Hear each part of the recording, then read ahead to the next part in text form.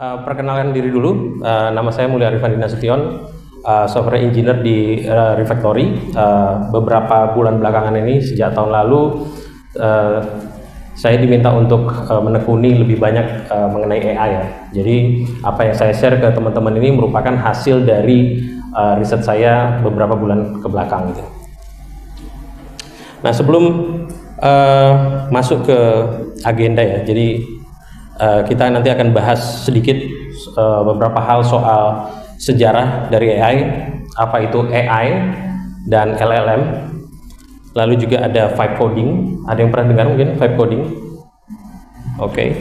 Lalu ada context engineering, spec driven development, dan juga kalau misalnya teman-teman ada bawa laptop gitu, pengen mau coba langsung, bisa nanti coba ikuti ininya, langkah-langkahnya. Oke, ini intermezzo aja. Jadi ini beberapa minggu lalu ada namanya Open Cloud. Ada yang pernah dengar Open Cloud? Itu lagi sangat hype ya di sosial media. Banyak orang luar yang coba memanfaatkan itu untuk AI. Jadi di sini saya kasih lihat, saya bisa di situ ya, ngasih suara gitu ke AI, terus dia menerima voice note dari saya. Nah, di situ saat itu dia masih belum ngerti ini apa sih yang saya kirim ini. Lalu dia ngasih saran agar bisa memproses audio menjadi suatu teks yang bisa diproses oleh AI. Dia menyarankan beberapa tools atau library tambahan gitu ya. Setelah itu saya coba komunikasi dengan AI-nya melalui WhatsApp ya. Ini platformnya saya pakai WhatsApp. Tapi nanti bisa pakai seperti Telegram atau Discord, Signal dan lain-lain, itu bisa dipakai, Slack juga bisa. Nah, setelah itu saya minta dia untuk coba install. Akhirnya dia mencoba install ya library untuk bisa memproses suara menjadi teks. Nah, setelah itu dia bisa mengerti apa yang saya katakan di situ ya. Di situ dia tanya, apakah kamu bisa memproses warga? Jadi coba saya dengar lagi suaranya. Oh ya, agak mirip warga nih suaranya. Padahal yang saya tanyakan adalah, apakah kamu bisa memproses suara? Nah, ini bisa seperti itu AI-nya memproses suatu audio ya melalui library. Lalu berikutnya saya sudah mulai lebih aktif ya menggunakan toolsnya ini, Open Cloud.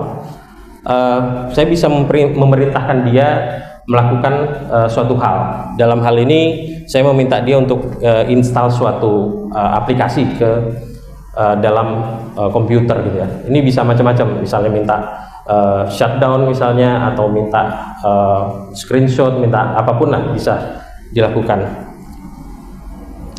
Oke. Kita masuk ke materi utamanya, sejarah tentang AI. Nah, AI ini dari tahun 50-an itu sudah dipikirkan oleh Alan Turing ya. Mungkin teman-teman udah dengar ya nama Alan Turing. Jadi dia berpikir pada saat itu, bisakah mesin berpikir gitu ya. Nah, kalau teman-teman pengen tahu lebih dalam, atau misalnya suka nonton TV gitu ya, nonton film. Kalian bisa coba nonton judul filmnya Imitation Game. Nah, itu menceritakan tentang Alan Turing ini, bagaimana dia membuat mesin yang bisa mengkalkulasi lebih cepat daripada manusia. Nah, itulah yang menjadi cikal bakal dari AI.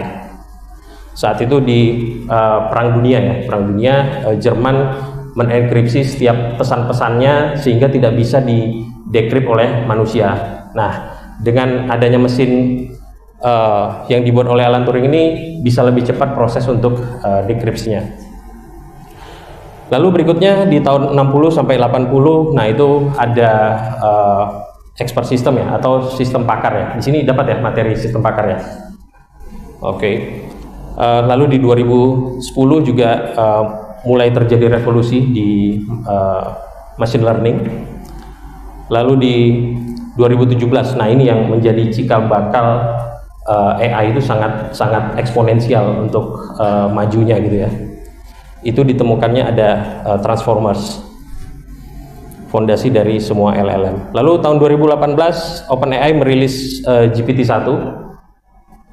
Lalu di 2020 rilis GPT-3 ya, yang bisa menulis kode gitu. Tapi interface-nya saat itu masih berupa web gitu ya. Dia masih terisolate di environment web. Lalu 2021 Copilot integrasi ke Visual Studio Code ya. Sehingga kita mungkin kalau teman-teman pernah ngoding, ketika ngetik gitu ya, ketika Copilotnya aktif, dia bisa memprediksi apa kode berikutnya gitu, atau bisa mendeteksi kalau ada bug ini apa seharusnya yang dia lakukan gitu ya, cara membetulkannya. Oke, berikutnya akhirnya 2022 ChatGPT dirilis dalam 5 hari 1 juta users, banyak sekali yang tertarik dan mendaftar gitu ya. Lalu 2023 GPT-4 dan Cloud Gemini multimodel gitu ya. Multimodel itu maksudnya model AI yang tidak hanya memproses teks, tapi juga bisa memproses audio, memproses gambar, video, dan lain-lain. Lalu ada perusahaan yang membuat IDE khusus untuk AI ya, namanya Cursor. Tapi sekarang sepertinya mulai tenggelam ya, karena orang-orang kebanyakan di luar sana sudah mulai nggak melihat code editor lagi. Jadi itu cukup instruksi gitu ya, nanti akan kita coba bahas. Lalu di 2024 ada Devin ya, Devin lahir, sekarang namanya OpenHands. Dia adalah AI yang bisa coding secara mandiri. Nah, ketika 2024 ini saya lihat ya, Devin keluar gitu, saya lihat video-videonya, artikel dan segala macam, kok kelihatannya apa iya AI bisa secanggih ini, bahkan dia bisa ngedebug, ngefixing dan lain-lain. Waktu itu saya masih skeptis ya. Ini mungkin cuma apa ya? Ya mungkin cuma marketing gitu ya. Tapi setelah itu nggak lama kemudian 2024, 2025 ngelihat cloud ya, dengan modelnya Sonnet itu sangat-sangat luar biasa. Kita cukup memberikan instruksi sedikit, dia bahkan bisa melakukan debugging yang mungkin kalau saya pikir kalau saya melakukan debugging itu waktu itu di salah satu infrastruktur Kubernetes gitu, coba ngedebugging sendiri ini pasti memakan waktu sangat lama gitu ya. Tapi dia bisa debugging dan fixing dalam waktu sekian puluh menit gitu ya. Lalu ada 2026, baru beberapa minggu lalu ya, ini ada Seedance yang dibuat oleh ByteDance, itu yang membuat TikTok ya. Itu mereka membuat AI generated video dari teks gitu ya. Nah, ini saya coba kasih lihat ya video apa yang udah di-generate oleh Seedance. Ini ada suaranya atau enggak? Kita cek dulu ya.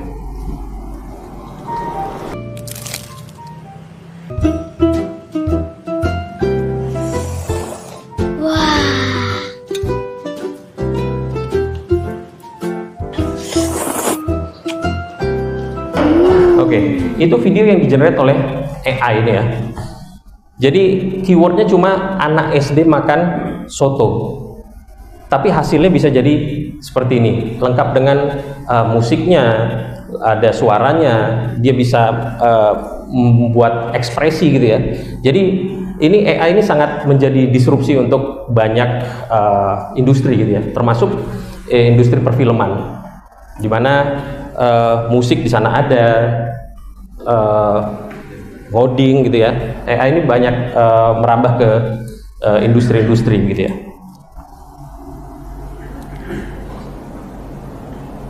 Oke, jadi buat teman-teman yang masih belum paham apa itu AI, jadi singkatnya AI ini adalah mesin yang bisa berpikir dan mengambil keputusan sendiri gitu ya. Nah, di situ AI ini nggak jalan sendiri ya, jadi dia di belakangnya itu ada LLM atau Large Language Model, di mana ini merupakan model yang dilatih, model AI ya, jadi suatu algoritma yang dimasukkan begitu, di train agar dia bisa mengerti banyak bahasa gitu atau teks ya. Lalu berikutnya generative AI. Nah ini AI yang bisa menghasilkan konten baru. Nah dulu banyak juga yang mau membuat artikel ya, ketika masih era-era di awal-awal ChatGPT itu, orang mau membuat artikel, mau membuat sesuatu lah berupa tulisan, berita, itu dengan mudah bisa di-generate gitu. Jadi nggak terlalu terlihat misalnya itu seperti generate hasil AI gitu ya. Walaupun sekarang sudah ada AI detector ya. Jadi bisa ngelihat dari pola teks dan segala macam, itu bisa ketahuan kalau itu hasil generate dari AI. Oke, berikutnya LLM. Jadi LLM ini tadi sempat disinggung ya, dengan dilatih dengan miliaran teks gitu ya. Dan dia bisa memprediksi next token. Nah, apa itu maksudnya next token? Berdasarkan konteks sebelumnya. Dan juga sebenarnya AI ini nggak benar-benar mengerti ya, tapi dia baik dalam pattern matching. Apa maksudnya itu? Jadi pattern matching dan next token itu kuncinya kenapa AI bisa secerdas itu ya. Jadi kalau misalnya saya analogikan bahasa yang lebih sederhana ya, misalnya ketika saya menekan tombol on off misalnya di sini, apa yang terjadi? Kemungkinannya antara mati atau nggak terjadi apa-apa misalnya. Kemungkinannya sedikit itu gitu ya. Atau misalnya ketika hujan, langit berwarna. Nah, pilihannya kan misalnya langit berwarna gelap, langit berwarna tetap terang, langit berwarna apa. Tapi nggak mungkin jadi ada kata-kata misalnya debt collector datang menagih hutang. Nggak mungkin, karena dia memprediksi kalau misalnya ada kata-kata ini, konteksnya ini, maka berikutnya apa gitu. Sehingga dia bisa tahu apa next token yang perlu dia pakai gitu ya. AI ini memiliki konteks window ya, yang terbatas ya. Saat ini yang paling tinggi itu punya cloud, dia punya 1 mega ya untuk konteks window-nya. Yang lain itu masih di bawah 1 mega, ada yang cuma 128 kilo, 178 dan seterusnya ya. Nah, konteks Windows ini sangat penting sekali ya, karena ini adalah jumlah token yang bisa diproses oleh AI. Kalau misalnya kalian terlalu banyak memasukkan informasi, itu biasanya dia bisa luput gitu AI-nya. Semakin baik konteks yang diberikan, maka akan semakin baik juga hasilnya ya. Oke, berikutnya tentang tradisional development ya. Jadi kalau teman-teman ini rata-rata semester berapa ini? 4 ya, 3 dan 4 ya? 2, oke, 2, 4. Oke, tentu kalian udah belajar ngoding gitu ya, belajar ngoding, membuat kode dan seterusnya. Nah, selama ini yang dilakukan itu pertama ngambil dari requirement gitu ya, atau apa sih yang mau dibuat gitu. Misalnya tugas kuliah gitu ya, mau dibuat apa, atau misalnya kalau ada yang sudah terlibat ke kerjaan gitu, misalnya ada yang ngambil part time atau apa. Nah, itu menerjemahkan requirement bisnis misalnya menjadi kode gitu ya. Misalnya ada metodologi ya, terutama untuk teman-teman yang bekerjanya nggak sendiri gitu ya. Misalnya dalam tim itu ada yang paling terkenal itu ada waterfall dan agile ya, untuk bisa kolaborasi dan bisa memprediksi bagaimana suatu project bisa berjalan dengan baik gitu ya. Lalu berikutnya ya yang pasti masih nulis secara manual, entah itu ngetik atau misalnya menggunakan snippet dan lain-lain. Nah, itu tetap dihitung manual gitu ya untuk pekerjaannya. Lalu ada testing dan deployment juga nanti perlu dilakukan gitu ya. Dan bottleneck-nya adalah kecepatan, karena semakin banyak requirement-nya, semakin banyak yang perlu dikerjakan, ya itu bergantung pada keahlian masing-masing developernya atau engineer-nya gitu ya. Semakin banyak developernya bisa jadi semakin cepat, tapi tidak selalu dengan menambah developer itu bisa mempercepat proses development. Jadi perlu dilihat dulu bagaimana pekerjaannya. Oke, kapabilitas saat ini, jadi ya saat ini udah bisa generate kode ya, ada Copilot, ada Cloud, ada Cursor, ada OpenCode dan lain-lain. Bisa melakukan automated testing dan debugging. Jadi kalau misalnya ketika kalian nanti memberikan instruksi gitu ya ke AI untuk saya mau membuat misalnya ya, membuat halaman login misalnya, atau membuat fitur untuk integrasi ke payment gateway atau apapun gitu, itu nanti AI bisa melakukan self checking. Jadi kalian nggak perlu sepele misalnya ngeklik ngecek satu-satu gitu ya, ini udah jalan atau belum gitu ya. Kalian bisa membuat unit test misalnya atau end-to-end test langsung dengan menggunakan AI. Lalu berikutnya code review dan refactoring ya. Nah ini ini sudah bisa dilakukan oleh AI. Jadi misalnya kita punya kode yang cukup masif gitu ya, pengen diekstrak menjadi kode yang lebih manageable, terpisah-pisah di komponen-komponen tertentu misalnya. Nah kita bisa juga memanfaatkan AI untuk melakukan itu. Lalu berikutnya natural language to code. Nah ini kita bisa ngomong biasa aja gitu ke AI tanpa harus mengerti kode, itu juga bisa gitu, tanpa mengerti sintaksnya misalnya. Lalu berikutnya multimodal AI ya, yang tadi sempat saya singgung. State saat ini sudah bisa memproses teks, video, audio, dan juga gambar. Oke, jadi development di era AI. Ya, jadi kita udah sampai di era dimana programming itu bukan lagi tentang seberapa banyak bahasa pemrograman yang dikuasai, dan bukan tentang framework apa yang dikuasai gitu ya, karena AI bisa melakukan itu dalam waktu yang lebih singkat daripada manusia bisa lakukan gitu. Secepat-cepatnya manusia, AI bisa lebih cepat gitu ya, sehingga lebih baik kita menggunakan tools-tools semacam ini dibandingkan harus memaksa misalnya saya tetap harus manual gitu ngodingnya. Nah di era ini juga kita perlu shifting dari yang tadinya writing code, yang menulis kode, jadi directing. Jadi kita perlu mengarahkan AI ini apa yang perlu dia lakukan gitu ya. Jadi kita sebagai developer saat ini lebih ke arsitek dan juga reviewer. Apa yang di-generate oleh AI ini udah benar atau belum sih gitu ya. Kita review dia. Juga ya kita bisa membuat sesuatu itu lebih cepat dan bisa lebih iteratif gitu ya pembuatannya. Fokus kita juga bergeser dari yang awalnya tadinya cuma menulis kode gitu ya, lebih ke problem solving dan juga sistem design. Oke, jadi ini skill yang dibutuhkan di era AI ya. Ini skill yang dibutuhkan sekarang. Saya nggak tahu nih, mungkin di beberapa bulan lagi akan terjadi perubahan yang masif itu, belum tahu. Karena ada nanti setelah ini ada slide yang akan di-share.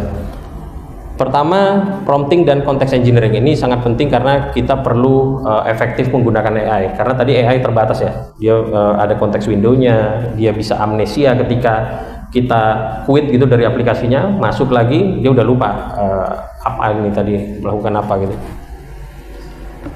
Lalu skill berikutnya adalah sistem desain dan arsitektur, jadi memahami big picture ya dari suatu bisnis misalnya. Lalu code review dan critical thinking, nah ini juga penting untuk melakukan validasi output AI.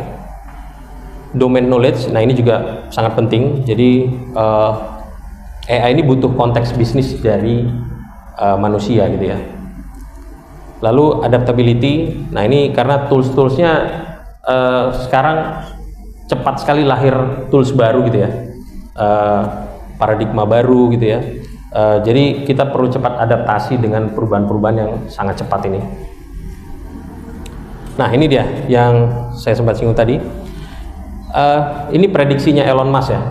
Elon Musk mengatakan beberapa minggu lalu kalau nggak salah, proses saat ini kita tuh nulis kode Bahkan AI pun masih menulis kode. Misalnya kita ngoding dalam bahasa Go misalnya, atau PHP atau yang lainnya gitu ya, JavaScript, itu masih tetap menulis kode. Lalu nanti diterjemahkan oleh compiler atau interpreter untuk menjadi kode yang bisa dibaca oleh komputer gitu ya. Dan ini katanya nggak efisien, kata Elon Musk. Jadi visinya Elon Musk ini, dia bilang manusia nanti cukup mendeskripsikan apa yang dia mau, lalu AI akan generate langsung binary-nya. Jadi bukan membuat bahasa pemrograman lagi, bukan membuat sintaks, ada proses compile dan lain-lain, tapi langsung ke binary. Jadi langsung optimized dijalankan gitu ya. Jadi tidak perlu lagi ada bahasa pemrograman sebagai perantara. AI akan langsung menghasilkan kode yang bisa dibaca oleh mesin, dan prediksinya adalah akhir 2026 ini, prediksi ya. Dan kalau ini kejadian, saya sih sangat excited ya, sehingga bisa membuat banyak hal dan optimal dalam waktu lebih cepat gitu ya. Oke, jadi kalau prediksinya Elon Musk ini benar, maka peran developer bergeser total ini ke problem definition. Oke, berikutnya kita bahas tentang konteks engineering. Tapi sebelum kita masuk ke sesi konteks engineering, ada yang punya pertanyaan sebelum kita lanjutkan? Silakan kalau ada.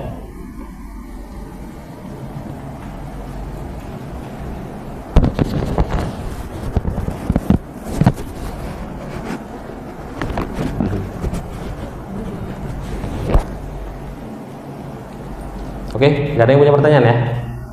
Oke, kita masuk konteks engineering. Nah, ini kita bahas dulu soal vibe coding.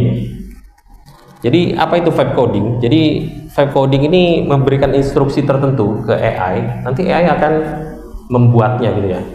Nah, ini yang biasa dilakukan orang-orang yang baru mengenal AI, karena ini cara termudah untuk berinteraksi dengan AI. Nah, tapi kalau kita mau serius di membuat aplikasi katakanlah, vibe coding ini nggak terlalu baik sebenarnya. Jadi ini ada salah satu streamer ya yang cukup populer, Primeagent, mungkin ada yang tahu, di X atau dulunya namanya Twitter. Dia ini ngomong vibe code, lalu gagal, coba lagi, gagal, coba lagi. Akhirnya ini adalah proses yang apa ya, berulang, kegagalan yang berulang terus gitu ya. Ini biasa terjadi karena menggunakan cara vibe coding. Jadi misalnya kita minta tolong buatkan A gitu ya, kan nanti dia akan membuatkan sesuatu, nanti nggak sesuai nih, ini yang ininya kurang nih sedikit, kita minta lagi, kita minta lagi. Akhirnya nanti dia kebanyakan konteks gitu ya. Nah, itu mulai lupa dengan yang lain-lainnya. Belum lagi kalau misalnya kita quit dan buat session baru gitu ya, dia bisa lupa semuanya. Oke, ini dia masalah dengan vibe coding. Kode lebih berantakan gitu ya, karena dia tergantung model sebenarnya. Kalau modelnya nggak terlalu bagus, dia memang sangat-sangat berantakan ya. Tapi kalau misalnya modelnya cukup bagus, ya dia nggak terstruktur, paling sesuai dengan yang kita inginkan gitu ya. Tapi kalau misalnya ngoding di suatu framework yang punya pola, biasanya dia akan mengikuti pola-pola yang sudah ada gitu ya. Amnesia. Nah, AI ini nggak ingat apa yang sudah dilakukan sebelumnya gitu. Jadi kita memerintahkan apa gitu, nanti besoknya kita tanya lagi yang kemarin udah selesai atau belum misalnya. Nah, dia udah nggak ingat biasanya karena kita nggak mengelola konteksnya gitu. Lalu ya, AI bisa bikin celah keamanan tanpa sadar. Nah, ini kalau ada yang ngikutin mungkin di sosial media gitu ya, atau di YouTube, itu ada beberapa streamer Indonesia gitu ya, YouTuber Indonesia yang tadinya nggak ngerti ngoding, tapi mulai mencoba membuat aplikasi dengan menggunakan AI.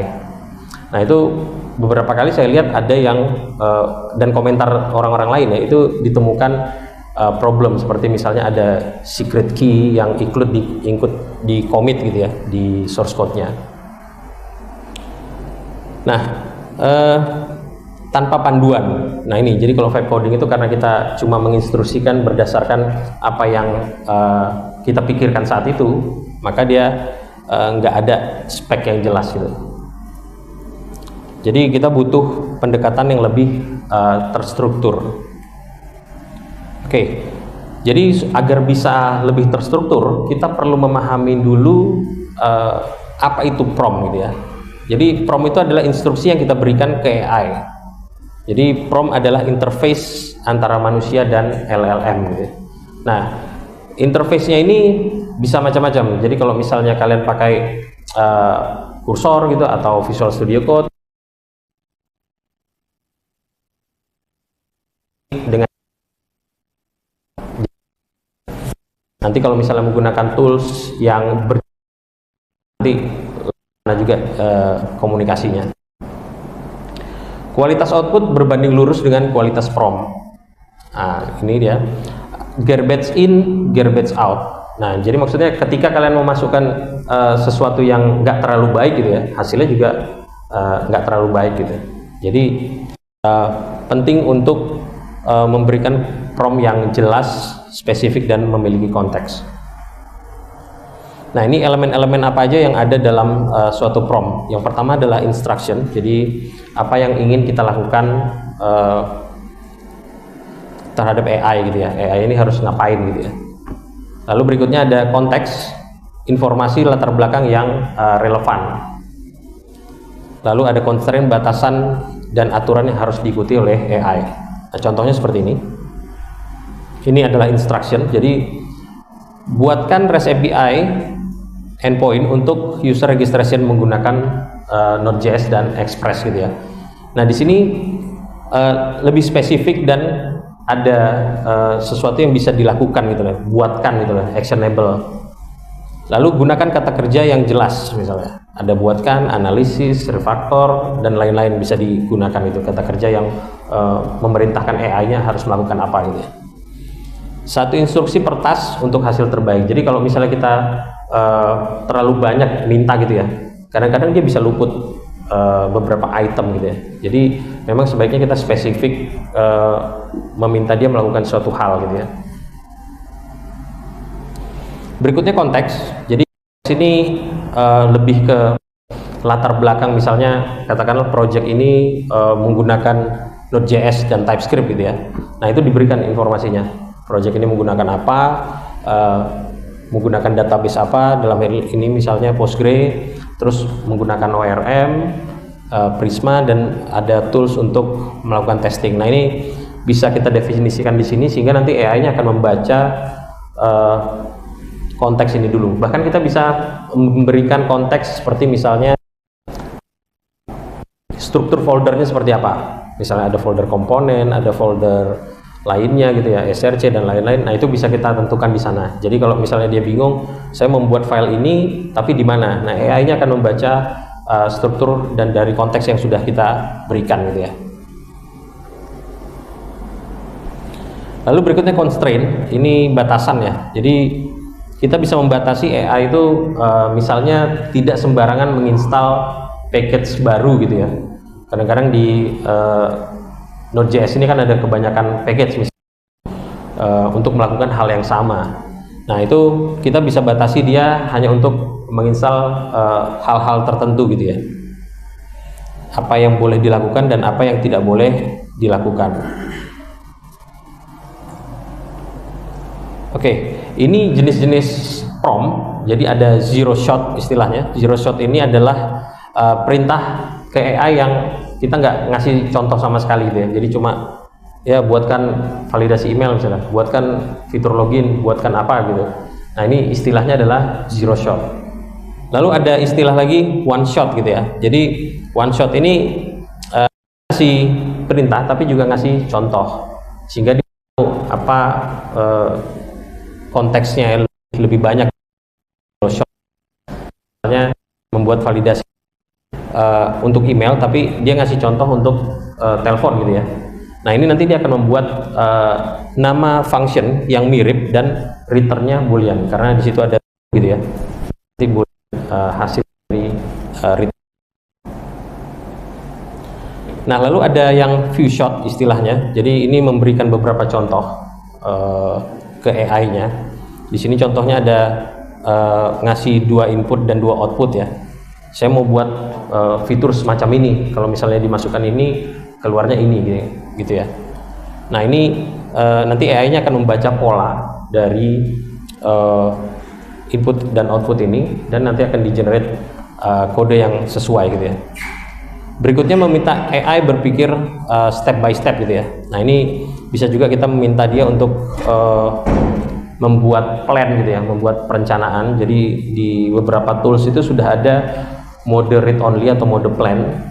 Kita nanti bisa meminta AI untuk merencanakan dulu apa yang mau dia lakukan. Kita review, sudah oke, baru kita minta dia untuk eksekusi gitu ya.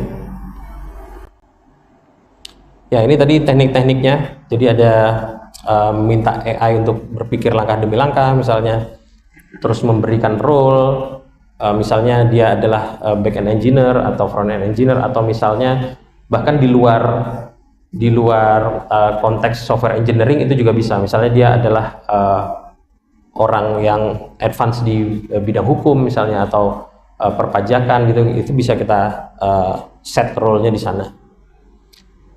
Lalu bisa juga dengan meminta output dalam format tertentu ya. Format tertentu di sini misalnya ada JSON, XML, YAML dan lain-lain. Itu kita bisa gunakan untuk membuat dia lebih terstruktur.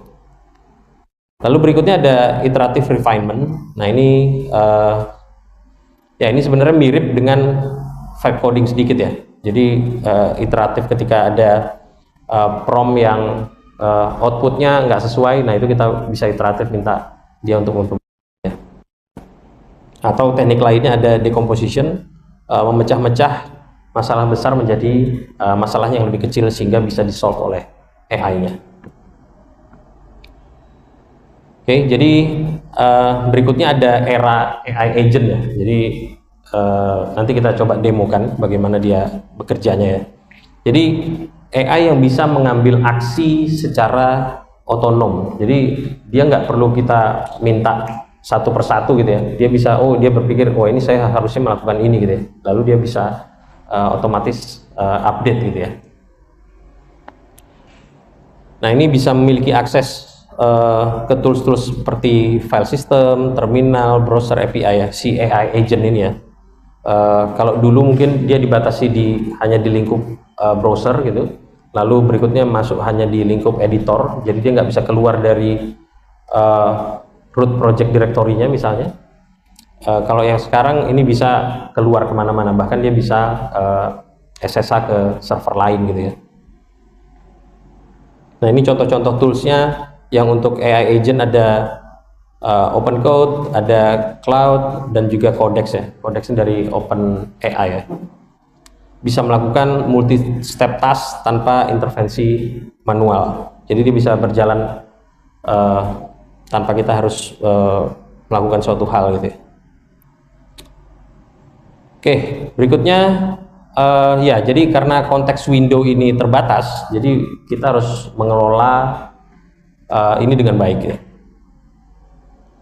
By default banyak tools itu yang support dengan agents MD, tapi nggak semua tools ya support agents MD. Jadi beberapa tools misalnya seperti anti-gravity atau Gemini CLI gitu, itu dia misalnya pakai gemini.md gitu ya.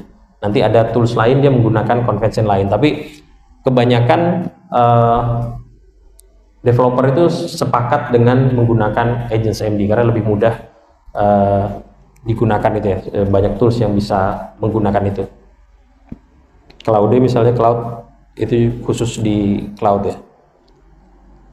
Lalu bisa kita menyediakan dokumentasi dan spek yang jelas, memberikan konteks yang relevan, jadi jangan berlebihan. Dan juga konteks engineering yang lebih baik ya. Jadi konteks engineering lebih baik daripada prompt engineering. Jadi sebelumnya kan pakai prompt gitu ya. Nah, ini kalau kita memberikan konteks, mengelola konteksnya dengan baik, ini hasilnya akan lebih baik gitu ya. Oke, berikutnya spec driven development. Jadi apa ini spec driven development? Jadi kalau misalnya teman-teman pernah terlibat ya di project, itu biasanya membuat requirement dulu. Requirement di sana ada spesifikasi yang perlu dikerjakan gitu ya. Misalnya minta ada fitur A gitu ya. Nanti kita deskripsikan fitur A ini harus ada apa aja step by step, yang kecil itu subtasnya, sehingga fitur ini bisa selesai gitu, bisa dikatakan selesai. Nah, kalau di spec driven development ini kita perlu menulis spesifikasinya dulu. Jadi nggak seperti vibe coding tadi langsung minta dia melakukan sesuatu AI-nya. Lalu spek ini, spesifikasi ini bisa menjadi single source of truth untuk AI dan juga manusia. Jadi nanti kalau katakanlah AI-nya salah gitu ya, kita bisa reference lagi dari spesifikasi itu, oh ini AI-nya salah, ini seharusnya seperti ini gitu ya. Jadi manusia juga punya visibility untuk melihat speknya gitu. Nah, format yang banyak digunakan itu biasanya Markdown ya. Markdown, ada YAML juga, tergantung tools yang digunakan. Ada juga yang menggunakan JSON line gitu ya. Lalu AI menggunakan spek ini sebagai konteks untuk generate code. Oke.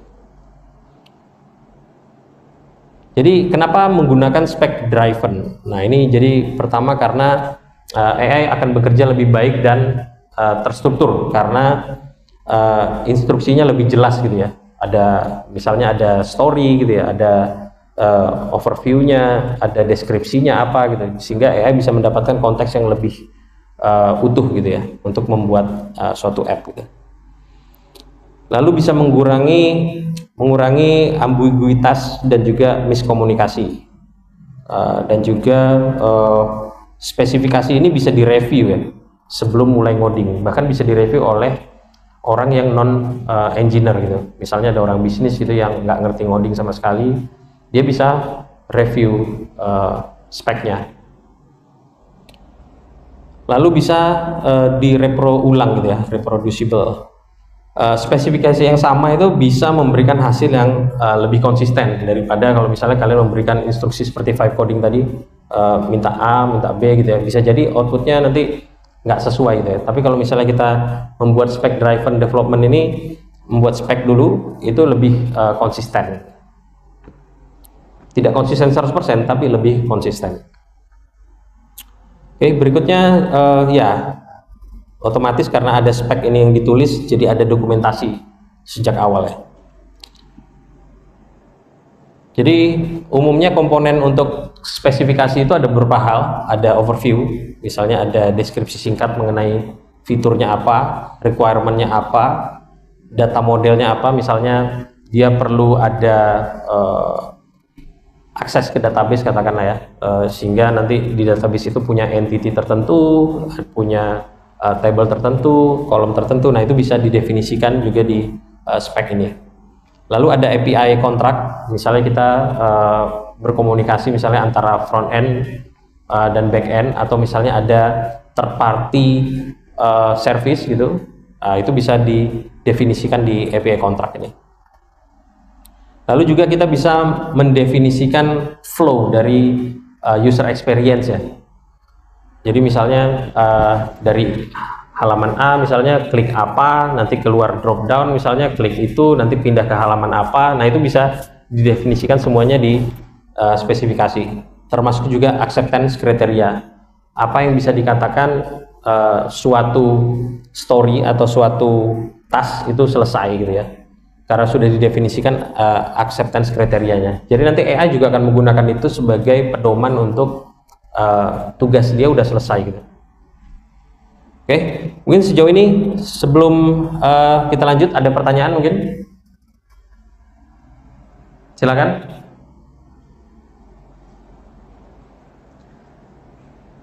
Yang punya pertanyaan mengenai vibe coding misalnya atau spec driven development, silakan. Ya. Sebenarnya kita kan semester kemarin itu kan sempat dapat tugas besar bikin web sederhana gitu ya. Mungkin sebenarnya udah dibilang sederhana juga bukan, tapi untuk kebutuhan kayak gitu tuh kita sudah seharusnya mungkin pakai konteks engineering gini nih ya, yang kita sebut misalnya mungkin mau UI UX-nya kayak gimana, mau pattern formatnya seperti apa dan semacamnya itu. Jadi kita sudah mungkin sebenarnya sudah bisa mulai belajar konteks engineering juga ya, mulai dari tugas seperti itu. Oke. Ya bisa. Jadi saya kurang tahu detailnya yang di perkuliahan seperti apa ya. Tapi saya nangkap maksudnya. Jadi kalau misalnya kalian sudah bisa membuat spesifikasi ya, requirement apa misalnya yang dibutuhkan oleh bisnis gitu, bisa mendefinisikan apa yang harus dilakukan step by step gitu ya, sampai bisa dikatakan selesai, itu bisa dikatakan sudah membuat speknya. Ya, itu nanti tinggal minta AI untuk mengerjakannya gitu. Cukup? Oke. Ya. Ada yang lain mungkin? Pertanyaan? Silakan.